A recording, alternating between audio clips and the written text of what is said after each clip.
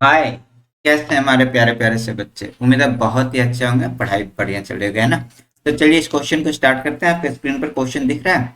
Question है, a ladder is placed against a wall such that it just reaches the top of the wall. कह रहा है कि एक सीढ़ी जो है एक दीवार से लगा हुआ है और जो सीढ़ी का जो ऊपरी सिरा है वो दीवार के ऊपरी सिरे से टच कर रहा है। The foot of the ladder is 1.5 metre away from the wall. और जो सीढ़ी का जो निचला सिरा है वो दीवार से 1.5 मीटर दूरी पर है।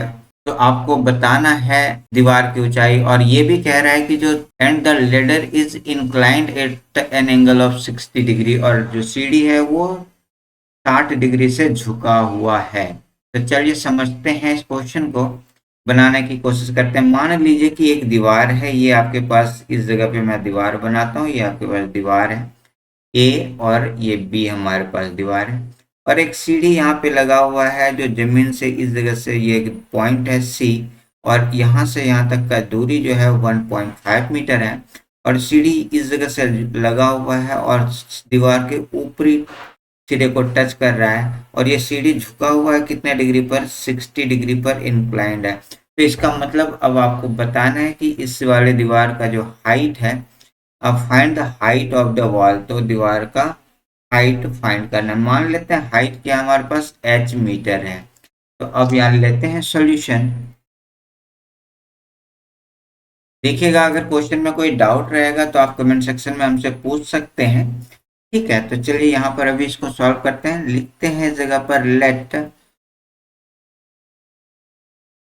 Height of wall equal to h metre. हमने दीवार की ऊंचाई h मीटर मान लिया। ठीक है, और थीटा जो हमारे पास है वो 60 डिग्री है। तो जब आपको पता है कि हाइट निकालना होता है और बेस दिया हुआ होता है, तो उस कंडीशन में हम लोग लेते हैं टेन थीटा। तो टेन थीटा इक्वल टू क्या हो जाएगा? ए बी अपॉन यहाँ पर बी सी आपको लिखना है। अब देखिएगा यहाँ पर है टेन थीटा का वैल्यू हमारे पास 60 डिग्री है, ए बी का वैल्यू हमने एच माना है और बी सी का वैल्यू 1.5 मीटर पहले से दिया हुआ है। तो 60 डिग्री का वैल्यू हो जाता है √3। √3 इक्वल टू एच अपॉन 1.5। इसके नीचे कुछ नहीं तो 1 ऐसे करते हैं और इसको क्रॉस मल्टीप्लाई करते हैं, इसको इससे और इसको इससे। तो आपके पास आ जाएगा h equal to 1.5 √3 metre.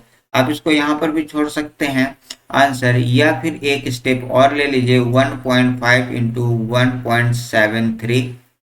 To भी आप ले सकते हैं, अदरवाइज यहीं पर इतना आप इसको मल्टीप्लाई कर दीजिए जो आएगा सो आंसर। तो इसको मल्टीप्लाई कीजिए 1.5 इंटू 1.73, तो इसका आंसर आ जाएगा 2.59 मीटर, है ना, अप्रोक्स।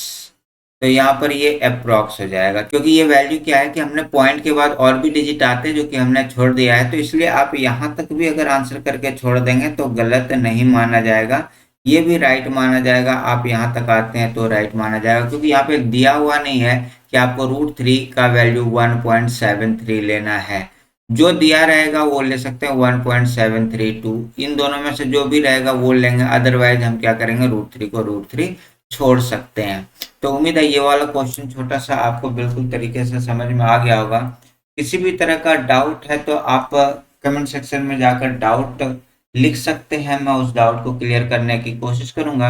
वीडियो पसंद आया तो आप इसे लाइक कीजिए, अपने दोस्तों के साथ शेयर कीजिए। अगर अभी तक आपने इस चैनल को सब्सक्राइब नहीं किया तो सब्सक्राइब कीजिए, बेल आइकन को दबाकर नोटिफिकेशन ऑन कर लीजिए। और आप चाहें तो हमें सपोर्ट कर सकते हैं इस वाले QR कोड को स्कैन करके। तो मिलते हैं एक नए वीडियो में, और जहां पर हम आपके लिए लेकर आएंगे एक नया क्वेश्चन। तब तक के लिए thank you, thank you, thank you and bye.